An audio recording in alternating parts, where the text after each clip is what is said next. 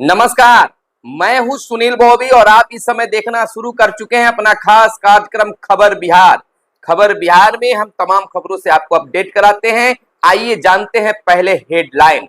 आपको बता दें कि रेलवे ने एलएपी और जेई आरपीएफ एसआई और टेक्नीशियन भर्ती परीक्षा का विस्तृत शेड्यूल जारी कर दिया है।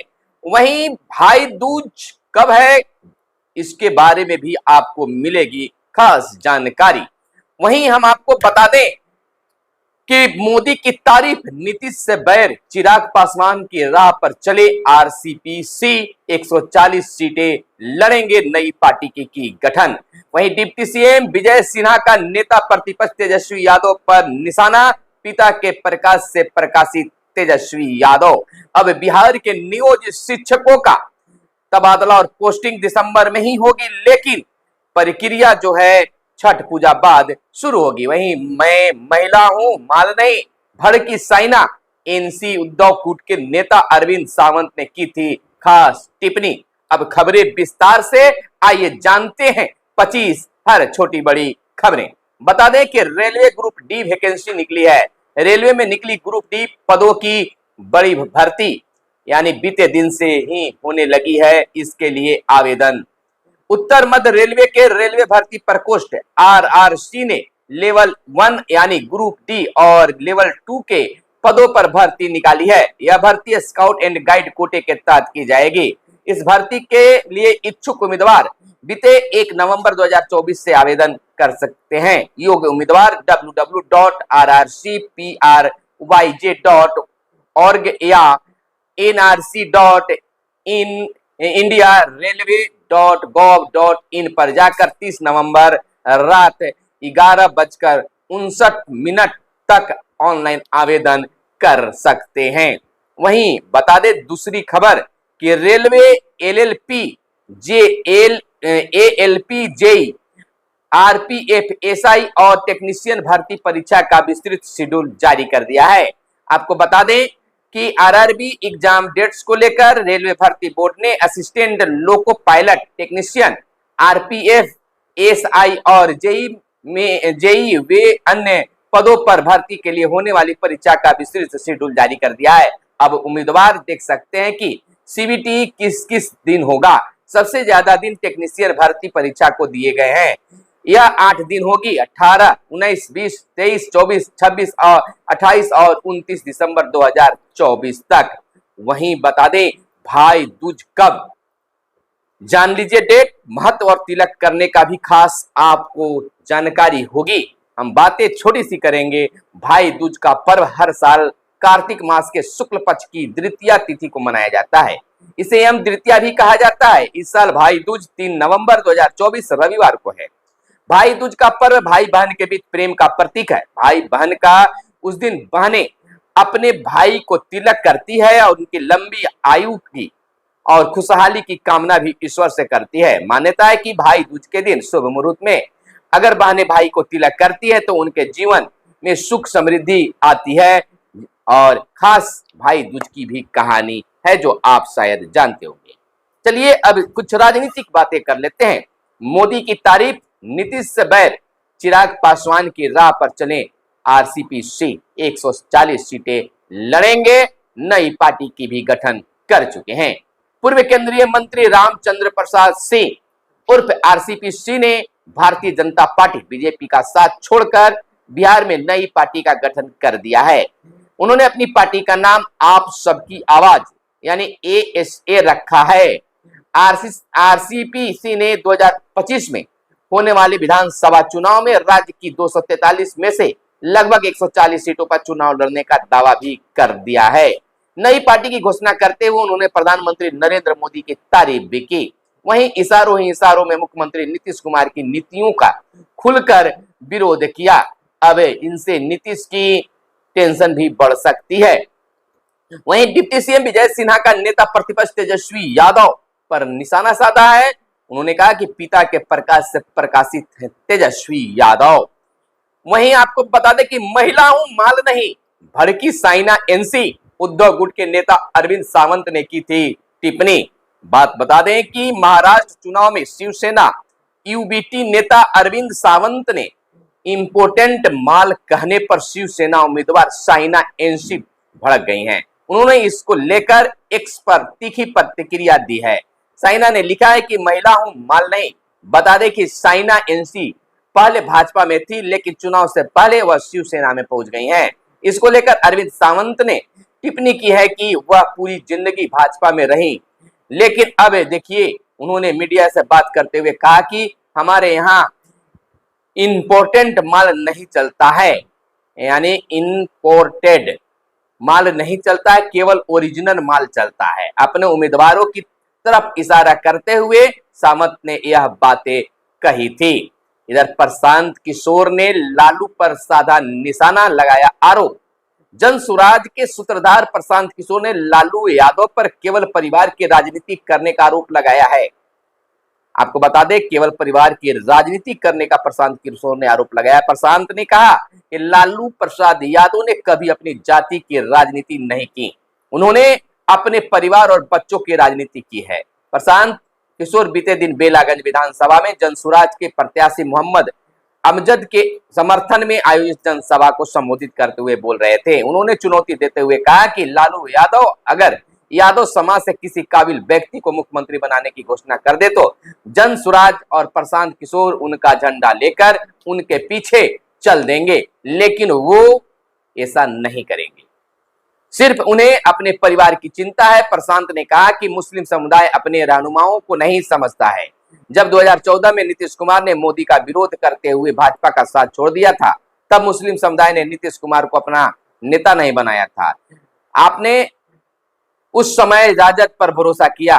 प्रशांत किशोर ने बेलागंज विधानसभा के समसमपुर, शाकिर बिघा, नीमचक, अंधगंधा, गंधा, कंचनपुर, सादीपुर, अमराहा, बका आदि पंचायतों में सभा की है। वहीं बता दें कि ओपन एआई का नया search engine chat GPT search launch किया गया। गूगल को टक्कर देगा नया फीचर, सटीक जानकारी ढूंढना अब होगा आसान। आपको बता दें कि गूगल को टक्कर देने के लिए ओपन एआई ने ऑफिशियल इंटेलिजेंस यानी एआई टूल चैट जीपीटी में नया सर्च फीचर जोड़ा है। चैट जीपीटी सर्च नाम का यह नया फीचर जीपीटी 4 पर बेस्ड है, जिसे सर्च जीपीटी जैसे कई प्रोटोटाइप के बाद पेश किया गया है। तो यह नई सर्च इंजन है। वहीं 12 दिन बाद 4 सीटों पर वोटिंग। बता दें कि क्या है पार्टियों की तैयारी। तो नीतीश का सहयोगियों को मैसेज साथ चलो, लालू साहबुद्दीन फैमिली साथ साथ छठ पर जेपी नड्डा आ रहे हैं बिहार।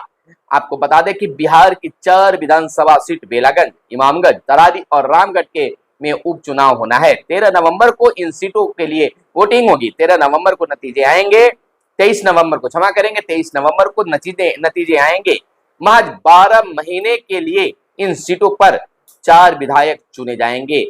इन 4 सीटों में से 4 पर महागठबंधन का कब्जा था। केवल इमामगंज से मांझी विधायक थे। तो अब इस पर काफी कुछ होना है, दांव लग गई है। इधर बीपीएससी में परसेंटाइल नॉर्मलाइजेशन अभ्यर्थियों को मंजूर नहीं, कोचिंग माफिया चाहते हैं लागू हो। खान सर और रहमान सर ने बीपीएससी लागू करने की बात किया है। तो उन्होंने कहा है कि खान सर और रहमान सर ने बीपीएससी अभ्यर्थियों को धोखा दिया, छात्र विरोधी कार्य किया। छात्र नेता दिलीप कुमार ने यह आरोप लगाया है। दूसरी बात बता दें कि बिहार के नियोजित शिक्षकों को, यानी कि एक बार फिर से बहुत सारे संख्या में जो शिक्षकों का आपका काउंसलिंग नहीं हुआ था, छठ पूजा बाद उनकी काउंसलिंग कराई जाएगी और दिसंबर महीने में उनका पोस्टिंग और ट्रांसफर भी कर दिया जाएगा। वहीं अगली खबर बता दें कि नवोदय विद्यालय 9वीं और 11वीं की खाली सीटों पर एडमिशन की अंतिम तिथि बढ़ा दी गई है। आपको बताते चलें कि नवोदय विद्यालय यानी कि 2025 में नामांकन को लेकर नवोदय विद्यालय समिति ने जवाहर नवोदय विद्यालय में कक्षा 9वीं और 11वीं की खाली सीटों पर दाखिले के लिए आवेदन पत्र जमा करने की अंतिम तिथि बढ़ा दी है। अब 9 नवंबर 2024 तक आवेदन किया जा सकता है। पहले आवेदन जमा करने की अंतिम तिथि 30 अक्टूबर 2024 थी। 9वीं में दाखिले के लिए आवेदन इनके वेबसाइट पर जाकर कर सकते हैं। वहीं आपको बता दें कि लॉरेंस चाहे सलमान खान को मारे या किसी और को, उससे मेरा कोई लेना देना नहीं। बोले सांसद पप्पू यादव, मैं चाहता हूं जल्दी मरूं, मुझे जल्दी मरवा दीजिए। यह अजब किस्म का बयान है। वहीं भारत और मेरे दोस्त पीएम मोदी के साथ मजबूत करेंगे साझेदारी। दिवाली पर ट्रंप बोले बाइडेन को नहीं हिंदुओं की चिंता।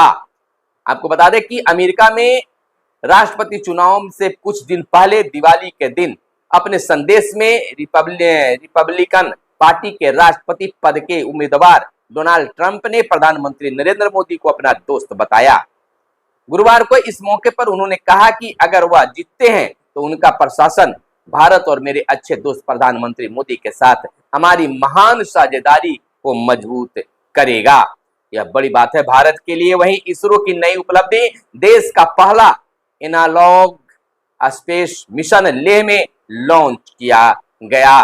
बता दें कि इसरो ने बीते दिन को लेह में अपना पहला एनालॉग अंतरिक्ष मिशन लॉन्च किया है। शुक्रवार को इसरो ने मिशन से जुड़ी तस्वीरें साझा कर इस बात की जानकारी भी दी है। यह मिशन देश के स्पेस एक्सप्लोरेशन की कोशिशों में एक मील का पत्थर साबित हो सकता है। इस मिशन का उद्देश्य धरती के बाहर जीवन के विकल्पों को तलाशना है, जिससे भविष्य में अंतरिक्ष यात्रियों के सामने आने वाली चुनौतियों से पार पाया जा सकेगा। यह पहल भारत की मानव अंतरिक्ष उड़ान और अंतरग्रहीय अन्वेषण में अपनी क्षमताओं को बढ़ाने के उद्देश्य का हिस्सा माना जा रहा है। वहीं हम आपको अगली खबर बता दें कि विराट कोहली फिर संभालेंगे आरसीबी की कप्तानी या बनेगा नया कप्तान। फ्रेंचाइजी की दिया अपडेट।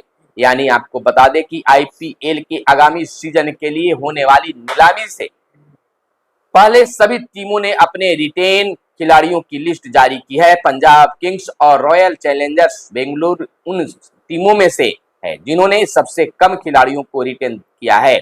इस बार उन्होंने कहने का तात्पर्य है कि इस बार कई फ्रेंचाइजी ने अपने कप्तान भी रिलीज किए हैं। इससे रॉयल चैलेंजर्स बेंगलुरु का नाम भी मौजूद है। पिछले कुछ सीजन में फाफ डुप्लेसी ने आरसीबी की कप्तानी की थी, लेकिन आगामी सीजन से पहले बेंगलुरु ने फाफ ने नाता तोड़ लिया। इसके बाद कई रिपोर्ट सामने आई थी जिसमें कहा जा रहा था कि कोहली एक बार फिर टीम की कप्तानी संभाल सकते हैं। वहीं फ्यूज बल्ब हैं, यानी कि राजनीति की बातें हैं कि फ्यूज बल्ब हैं, उनका कुछ नहीं हो सकता। पार्टी बनाई तो आरसीपी पर हमलावर हुई जेडीयू। बता दें कि नीतीश कुमार की पार्टी जेडीयू के पूर्व राष्ट्रीय अध्यक्ष और नरेंद्र मोदी सरकार में मंत्री रहे रामचंद्र प्रसाद सिंह आरसीपी ने बीजेपी से अलग होकर अपनी नई पार्टी बना ली है। दीपावली के मौके पर उन्होंने एक पार्टी के साथ अपनी सियासी पारी का ऐलान किया है। उनकी पार्टी का नाम आप सबकी आवाज ASA। इस पर बिहार में सियासत भी तेज हो गई है। जेडीयू के प्रवक्ता अरविंद निषाद ने आरसीपी को फ्यूज बल्ब करार दिया है। वहीं नीतीश आवास पर हुई एनडीए बैठक को तेजस्वी ने बताया दिखावा। आरसीपी पर कई बातें। आपको बता दें कि बिहार विधानसभा चुनाव को लेकर सियासी दलों ने तैयारियां शुरू कर दिया। इस बीच हाल ही में मुख्यमंत्री नीतीश कुमार के आवास पर एनडीए की बड़ी बैठक हुई, जिसमें टारगेट 220 सीट किया गया। नीतीश कुमार ने सभी सहयोगी दलों से मिलकर चुनाव लड़ने की बात कही। वहीं इस बैठक पर नेता प्रतिपक्ष तेजस्वी यादव की प्रतिक्रिया सामने आई है। तेजस्वी ने कहा कि बैठ के करने दीजिए, ये सब दिखावा है। वहीं आरसीपी की नई पार्टी गठन पर भी तेजस्वी ने रिएक्शन दिया है। वहीं छठ की महिमा जानेंगे अब सैलानी, यानी बिहार की छठ की महिमा अब सैलानी भी जानेंगे। क्रूज से करेंगे घाटों की सैर, बिहार सरकार ने बनाया बड़ी प्लान। आपको बता दें कि लोक आस्था के महापर्व छठ की छठा अब देश विदेश के पर्यटक करीब से देख जान सकेंगे। पर्यटन विभाग ने पहली बार सैलानियों को नहाए खाए से लेकर पारन तक की महिमा और संस्कृति से रूबरू कराने को टूर पैकेज की घोषणा की है। पटना के गंगा घाट पर छठ उत्सव देखने के लिए 2 टूर पैकेज बनाए गए हैं। पर्यटन निगम के टूर पैकेज में प्रति व्यक्ति 2 रात 3 दिन के लिए 38 से 40 हजार और 3 रात 4 दिन के लिए प्रति व्यक्ति 40 हजार से 54 हजार रुपए का पैकेज तैयार किया गया है। तो इसमें सैलानी बिहार के महापर्व छठ को भी बहुत ही नजदीक से देख पाएंगे। वहीं प्रशांत किशोर की राह पर आरसीपी पार्टी बनाते ही शराबबंदी पर कह दी है बड़ी बात। हम आपको बता दें कि बिहार विधानसभा चुनाव से पहले नए नए दलों का गठन होना शुरू हो गया है। बीते 2 अक्टूबर को प्रशांत किशोर की जन स्वराज पार्टी लॉन्च हुई। दीपावली के दिन 31 अक्टूबर को पूर्व केंद्रीय मंत्री आरसीपी सिंह ने नई राजनीतिक पार्टी का ऐलान किया है, जिसका नाम आप सबकी आवाज यानी आशा है। पार्टी गठन के बाद ही आरसीपी सिंह ने शराबबंदी पर बड़ी बात कह दी, जो प्रशांत किशोर की जेएसपी से मेल खाती है। जिस तरह पीके ऐलान कर चुके हैं कि अगर बिहार में उनकी पार्टी की सरकार बनती है तो शराबबंदी खत्म कर देंगे और शराब से मिलने वाले राजस्व का इस्तेमाल शिक्षा के क्षेत्र में किया जाएगा। वहीं हम आपको बता दें कि धान उत्पादन के मुताबिक जिलेवार खरीद का लक्ष्य सीएम नीतीश कुमार ने समीक्षा बैठक में अधिकारियों को दिए हैं कई खास निर्देश। बता दें कि बिहार के मुख्यमंत्री नीतीश कुमार ने अधिकारियों से धान के अनुमानित उत्पादन के अनुसार ही खरीद का जिलावार लक्ष्य निर्धारित करने को कहा है। बीते दिन एक अन्य मार्ग स्थित संकल्प में खरीफ विपणन वर्ष 2024-25 में धान अधिप्राप्ति को लेकर सीएम नीतीश ने समीक्षात्मक बैठक कर रहे थे। इस दौरान उन्होंने अधिकारियों को कई खास निर्देश भी दिया है। इधर बिहार में 13.80 लाख नए मतदाता जुड़े और 5.85 लाख के नाम भी हटाए गए हैं। यानी बता दें कि बहुत बड़ी यह चीज है। 28 नवंबर तक चलेगा मतदाता सूची पुनरीक्षण का कार्य, नए नाम भी जुड़ेंगे। यानी बिहार में 13,80,617 नए मतदाताओं के नाम शामिल किए गए हैं। वहीं घर घर सर्वेक्षण कराने के बाद 5,85,304 मतदाताओं के नाम मतदाता सूची से भी हटाए गए हैं। मतदाता सूची में 22 जनवरी से 29 अक्टूबर तक यानी 9 माह में चले पुनरीक्षण में नए नाम शामिल किए गए हैं। वहीं हम आपको अगली खबर बता दें कि 5,500 और पैक्सों में स्थापित होंगे कृषि यंत्र। सहकारिता मंत्री प्रेम कुमार ने पैक्सों के बहुउद्देशीय विकास को लेकर नाबार्ड के अधिकारियों के साथ खास बैठक भी किया है। वहीं जिला परिषद में 383 पदों पर नियोजन जल्द होगी। पंचायतों में सोलर स्ट्रीट लाइट लगाने में तेजी लाने का भी निर्देश दिया गया है। इधर हम आपको बता दें कि पंचायती राज विभाग के सचिव ने वीडियो कॉन्फ्रेंसिंग से समीक्षा बैठक कर सभी चीजों की जानकारी ली और कई निर्देश भी जारी किए। अगले वर्ष मार्च तक बनकर तैयार हो जाएंगे सभी विधायकों के लिए पटना में आवास। भवन निर्माण मंत्री बोले सभी विधायक और पार्षद के लिए किए जाएंगे कर्णांकित यानी कि बेहतर भवन का निर्माण हो रहा है। कई के भवन बनकर तैयार भी हो गए हैं। वहीं बता दें कि बिहार में पुरुष मतदाता अधिक पर वोट डालने में महिला आगे हैं। एक सर्वे में यह रिपोर्ट सामने आई है। राज्य निर्वाचन विभाग ने इस वर्ष हुए लोकसभा चुनाव के बाद किया विश्लेषण। लोकतांत्रिक व्यवस्था में आई है आबादी की भूमिका अधिक। मतदाताओं की संख्या प्रति हजार पुरुष पर 907 महिला, प्रति हजार पुरुष पर 1017 महिलाओं ने मतदान किया है। तो यह थी आज की खास प्रमुख खबरें। तो प्रतिदिन 25 हर छोटी बड़ी खबरें जानने के लिए आप हमारे चैनल को सब्सक्राइब कर सकते हैं। कैमरे के पीछे हैं मिस्टर साहिल। मिलते हैं अगले वीडियो में, तब तक के लिए दीजिए इजाजत। आप अपना बहुत बहुत ख्याल रखिएगा। धन्यवाद। जय हिंद, जय भारत, वंदे मातरम।